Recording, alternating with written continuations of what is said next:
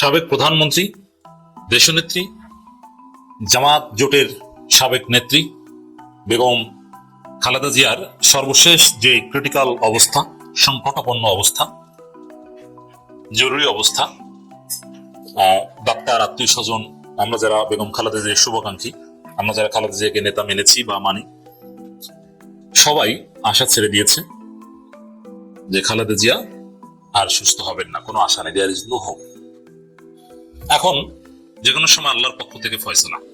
আমরা সবাই আল্লাহর কাছে দোয়া করছি, আল্লাহ রাব্বুল আলামিন খালেদা জিয়ার জন্য যেটা কল্যাণকর সেটাই যেন করেন, এবং পুরো জাতি খালেদা জিয়ার জন্য দোয়া করছেন। সরকার, ইউনূস সরকার উপদেষ্টা পরিষদের জরুরি মিটিং এও খালেদা জিয়ার জন্য দোয়া করেছেন, তার দল দোয়া করছে, জামাত ইসলামী দোয়া করছে, এনসিপি দোয়া করছে, শিবির আলাদা কর্মসূচি দিয়ে দোয়া করছে, পুরো জাতি খালেদা জিয়ার জন্য দোয়া করছে। খালেদা জিয়ার এই পরিস্থিতির মধ্য দিয়ে তারেক রহমানের আসল রহস্য ফাঁস হয়ে গেছে। দিবালোকের ন্যায় স্পষ্ট হয়ে গেল যে তারেক রহমানের রাজনীতির ভবিষ্যৎ বাংলাদেশে এখানেই পরিসমাপ্তি, এখানেই শেষ। দিবালোকের ন্যায় স্পষ্ট হয়ে গেল তারেক রহমান দেশে আসতে পারছেন না, আসবেন না।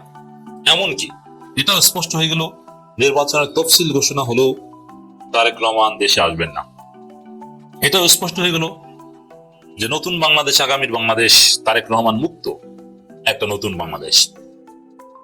এবং তারেক রহমানকে ছাড়া, খালেদা জিয়াকে ছাড়া যে বিএনপি এতিম এবং এই নাবালক এতিম দল যে জিততে পারবে না, এটাও স্পষ্ট হয়ে যাচ্ছে। দেখেন, খালেদা জিয়ার হিসাব আলাদা। আমি একটা কথা বারবার বলি, খালেদা জিয়াকে যারা ভালোবাসেন তারা দাঁড়িপাল্লায় ভোট দিবেন। খালেদা জিয়ার বিএনপি এক না। খালেদা জিয়াকে আমরা সবাই অন্তঃস্থল থেকে রেসপেক্ট করি।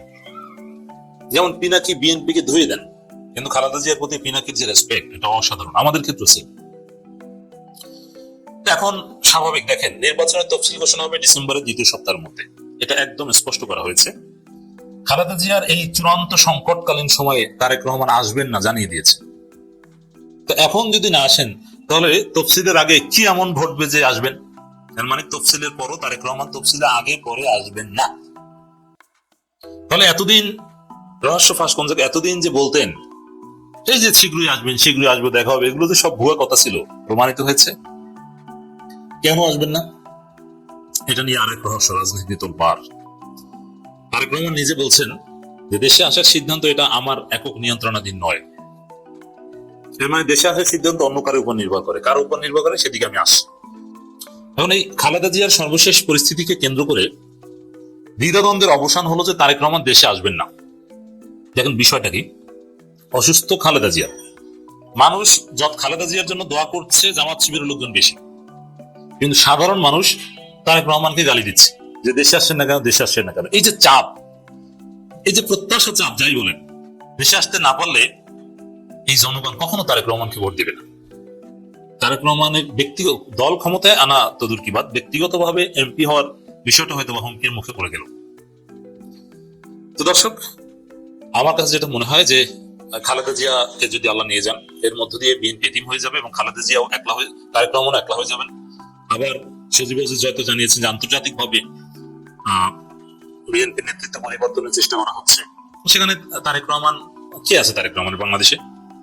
খালেদা জিয়া না থাকলে আর কে আছে? কোনো ভাই নাই, কেউ নাই, মামারা নাই, কেউ নাই, চাচারা নাই। তাহলে তারেক রহমানকে রাজনীতি থেকে বাদ দেওয়া বিএনপির জন্য খুব সহজ হবে। আর তারেক রহমান নিজে তো আসতে পারছেন না, এখন না আসতে পারলে তফসিল আগে আসতে পারবেন না। মানে তারেক রহমান মুক্ত নির্বাচন, তারেক রহমান মুক্ত আগামীর বাংলাদেশে।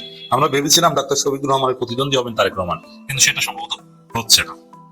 মির্জা ফখরুল বা খন্দকার মোশাররফ বা এইটিভির কাউকে সামনে রেখেই আগামী নির্বাচন করতে হবে বিএনপিকে।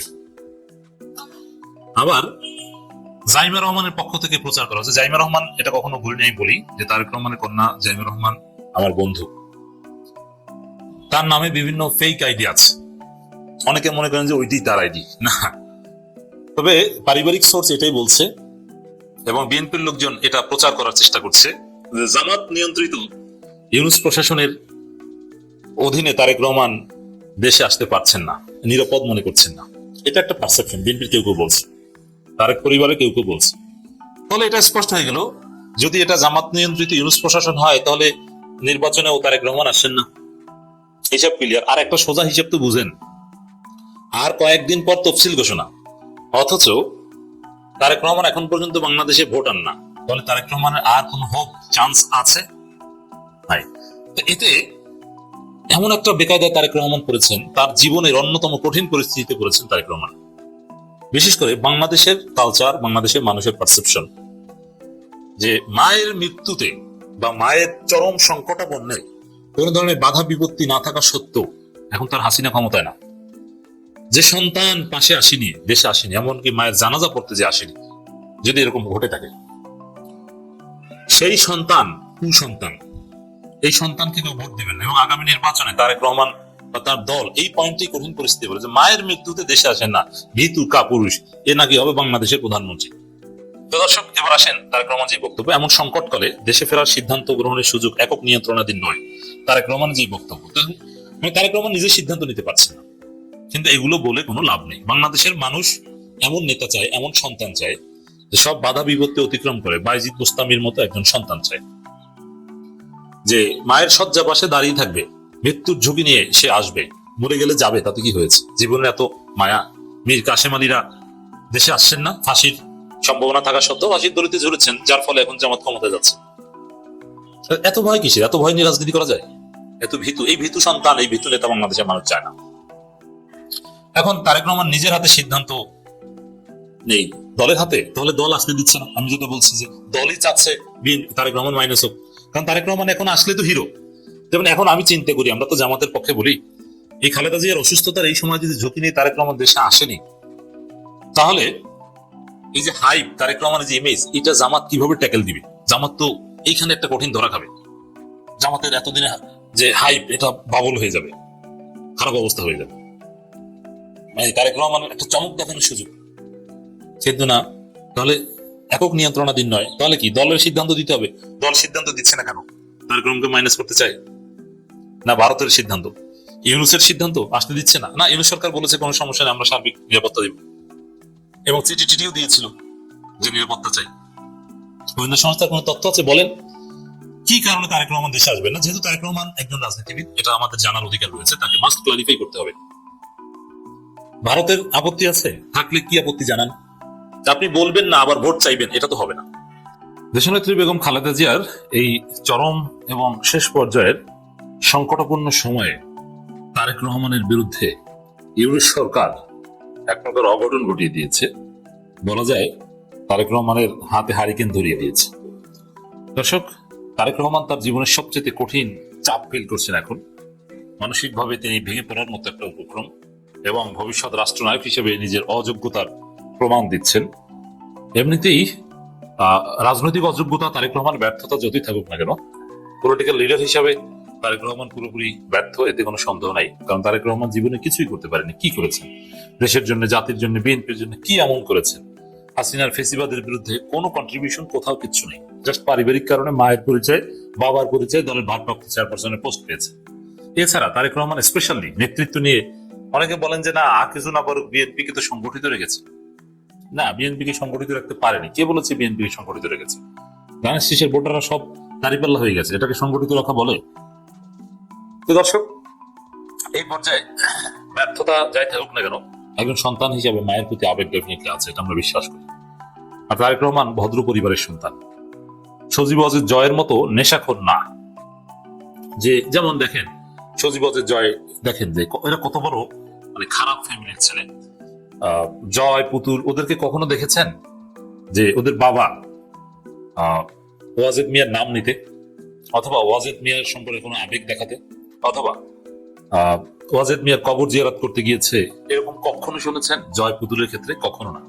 এর মানে ওদের মুসলিম বা বাংলাদেশি পারিবারিক যে ঐতিহ্য, এগুলো কিছুই ওদের মধ্যে নেই। ওরা খ্রিস্টান, ইহুদি খ্রিস্টান পরিবারের মতো।